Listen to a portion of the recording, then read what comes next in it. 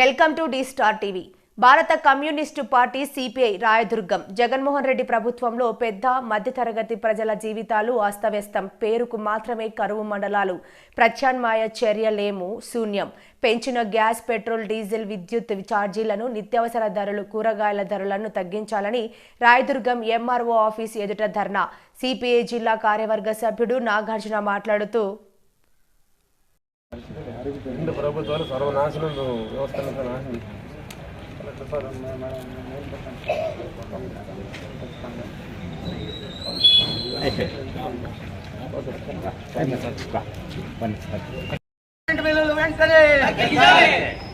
తగ్గించాలి నిత్యావసర ధరలు వెంటనే, తగ్గించాలి నిత్యావసర ధరలు వెంటనే, తగ్గించాలి విద్యుత్ ఛార్జీలు వెంటనే, తగ్గించాలి విద్యుత్ ఛార్జీలు వెంటనే, పెట్రోల్, గ్యాస్, డీజిల్ ధరలు వెంటనే, విద్యుత్ ఛార్జీలు వెంటనే, విద్యుత్ ఛార్జీలు వెంటనే, ప్రజల పట్ల రాష్ట్ర ప్రభుత్వం నిర్లక్ష్య వైఖరి, ప్రజల పట్ల రాష్ట్ర ప్రభుత్వం నిర్లక్ష్య వైఖరి.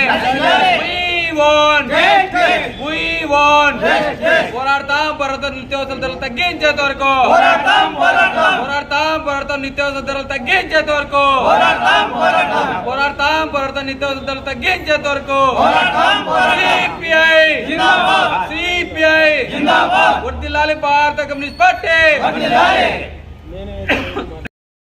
నిత్యావసర ధరలు అయితేనేమి, కాయగూరల ధరలు అయితేనేమి, అనేక రకాలుగా ఇవాళ కందిబ్యాలు చూసుకుంటే 180 రూపాయల నుంచి 200 రూపాయల దాకా ఆయిల్ రేట్లు, గ్యాస్ ధరలు విచిత్రంగా పెరిగినట్టు, విద్యుత్ ఛార్జీలు.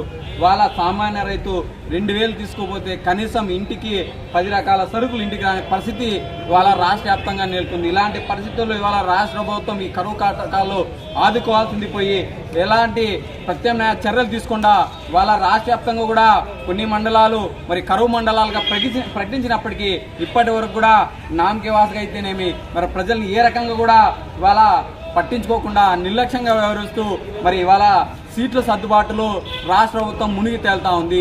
ఎలా అయినా సరే ఎన్నికలకు గెలవాలని చూస్తుంది.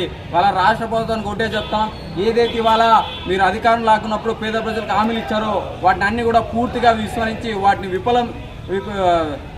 పేద ప్రజలకు అందేలాగా చూడకుండా పూర్తిగా నిర్లక్ష్యం చేసి వాళ్ళ పేద ప్రజలకు అన్యాయం చేసే పద్ధతుల్లో పేద ప్రజల్ని నడ్డి విరిచే పుట్రేష్ గారికి, అదేవిధంగా సిపిఐ పార్టీ తాలూకా సహాయ కార్యదర్శి అయినటువంటి గురుస్వామి గారికి, మళ్ళీ గుమ్మగడ్డ మండల కార్యదర్శి తిప్పేస్వామి గారికి, అదేవిధంగా ఇరహాళ మండల కార్యదర్శి హనుమంతు గారికి, మళ్ళీ రైతు వ్యవసాయ కార్మిక సంఘం తాలూకా కార్యదర్శి నాగరాజు గారికి, అదేవిధంగా తిప్పేస్వామి గారికి, మళ్ళీ ఏఐవైఎఫ్ నాయకుడు అయినటువంటి పట్టణ కార్యదర్శి ఏఐవైఎఫ్ నాయకుడు అయినటువంటి పుట్రేష్ గారికి, మళ్ళీ ఇతర ఏఐవైఎఫ్ నాయకులకు, ఆ నరసింహులకు, వలి గారికి, అందరికీ కూడా ముఖ్యంగా నా యొక్క విప్లవ ధన్యవాదాలు తెలియజేస్తా ఉన్నా.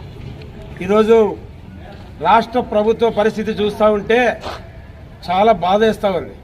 ఎందుకంటే గతంలో చెప్పిన దానికన్నా మేము భిన్నంగా చేశామని చెప్పి గొప్పలు చెప్పుకుంటూ ఉంది. ఈ ప్రభుత్వానికి ప్రస్తుత పరిస్థితుల్లో ఆయన ఎన్నికల్లో పాదయాత్రలో ఇచ్చిన వాగ్దానాలకి ఇప్పటికీ అమలు చేస్తూ ఉంటే 90% దాదాపు పూర్తి చేస్తామని చెప్తా ఉంది ప్రభుత్వం. ప్రస్తుత పరిస్థితుల్లో ప్రభుత్వం అధికారంలోకి వచ్చినప్పటి నుంచి కూడా రాష్ట్ర వ్యాప్తంగా